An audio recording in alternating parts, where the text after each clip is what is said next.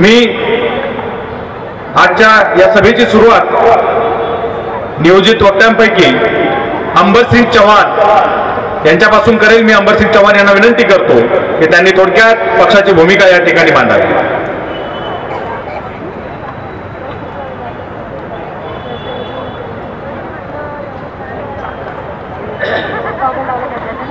जय भीम।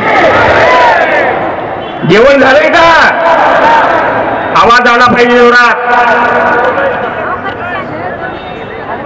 जोरात म्हणा।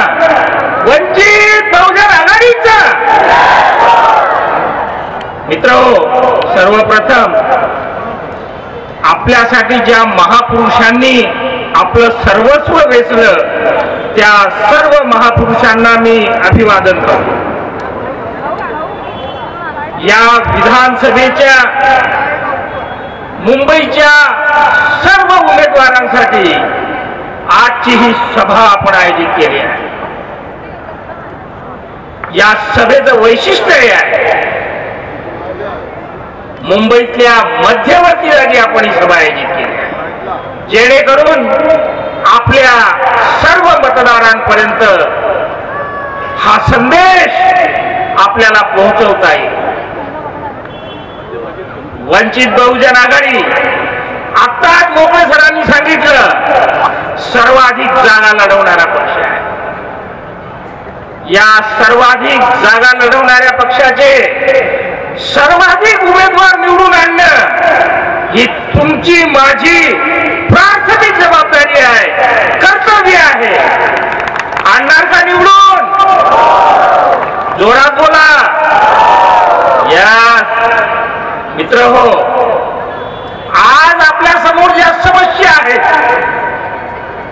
बेरोजगारी आहे, आरक्षणाचा प्रश्न आहे, शेतकऱ्यांचा प्रश्न आहे, घरांचा प्रश्न आहे, हे प्रश्न कोणी निर्माण केले? या सत्ताधाऱ्यांनी केले। सत्ताधारी कोण? इथले प्रस्थापित घराणेशाहीचे पक्ष।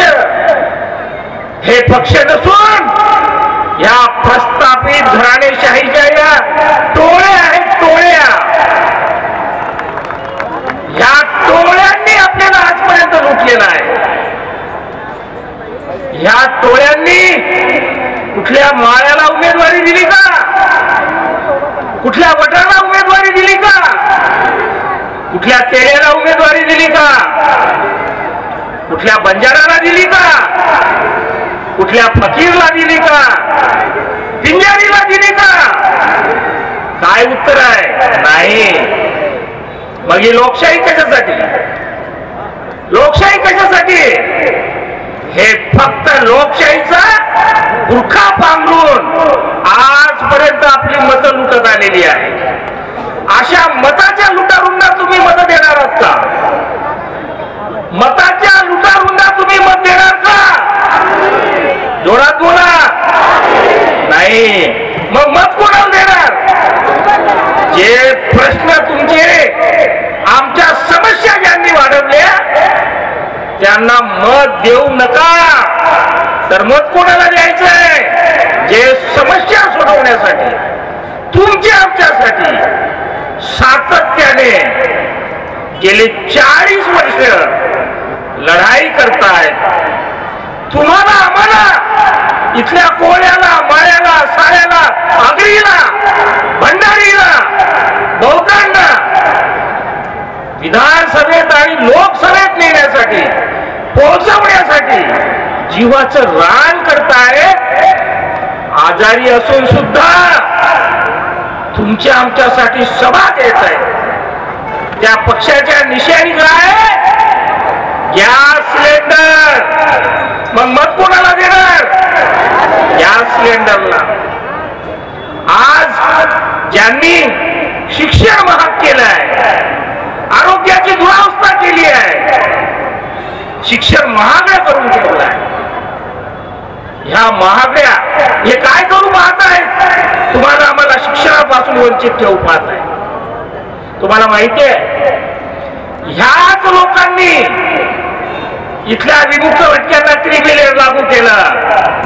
फक्त लागूच केलं नाही, तर सुप्रीम कोर्टामध्ये शपथपत्रावर लिहून दिलं की इथल्या विमुक्त घटकांचं आरक्षण हे संविधानिक आहे. स्वतःहून कोर्टाने लिहून मागितलं नव्हतं. मी इथल्या विमुक्त घटकांना सांगू इच्छितो, अशा लोकांना तुम्ही मत देणार आहात का?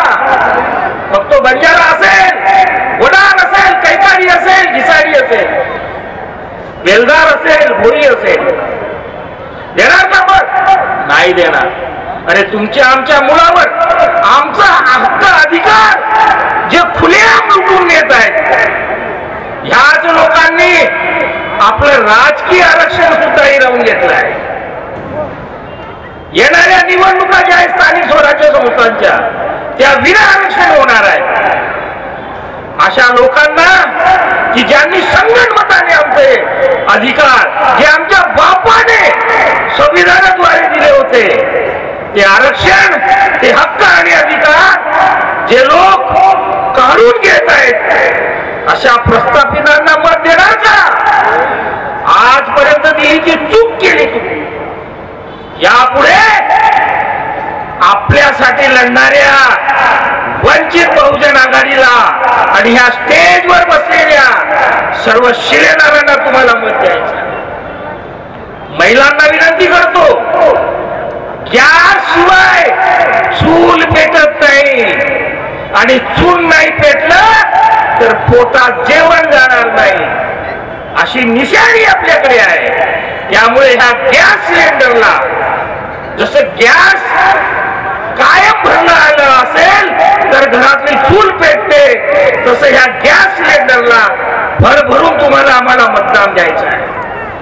आणि आमचे हक्क अधिकार जे लुटून नेत आहेत त्या दलिंदरांना बाजूला सारायचं आहे. कारण जर आपण ही सत्ता नाही मिळवली तर तुम्हाला माहिती आहे, सुप्रीम कोर्टाने जो निकाल काही दिवसापूर्वी दिलेला आहे, त्यामुळे केवळ विमुक्त घटकाचंच नाही, ओबीसीचं नाही, तर SC STचं पण आरक्षण धोक्यात आलेलं आहे.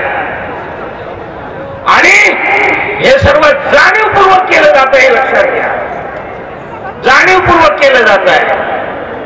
आणि याला जर उत्तर द्यायचं असेल तर केवळ रस्त्यावरची लढाई चालणार नाही. सभागृहामध्ये आपला आवाज पोहोचला पाहिजे, आपले लोकप्रतिनिधी पोहोचले पाहिजे.